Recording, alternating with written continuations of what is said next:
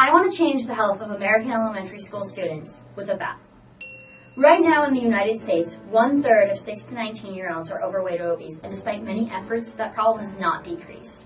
The CDC says obesity causes cardiovascular diseases, bone and joint problems, as well as sleep apnea. On top of that, they go through puberty earlier and have higher blood pressure, which causes heart attacks and strokes. It is even listed as a direct cause of death. On top of that, children suffering obesity rate their quality of life on par with children suffering through cancer and undergoing chemotherapy. The best treatment we have for obesity right now is prevention, and the best way to achieve prevention is education. My plan is education with a little reward, which has been proven to work. In a study done by Pittman in 2 South Carolina elementary schools, all they did was tell the kids the healthiest options on the food menu, and they let them ring a bell at the end of the line if they chose all the options. After they put the bell in, the intake of healthy food went up by 49%. That's huge.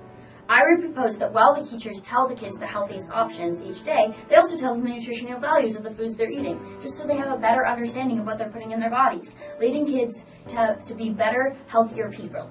If all it takes is the bell, there's no reason not to. My name is Miriam Goldman, and this is my solution for obesity.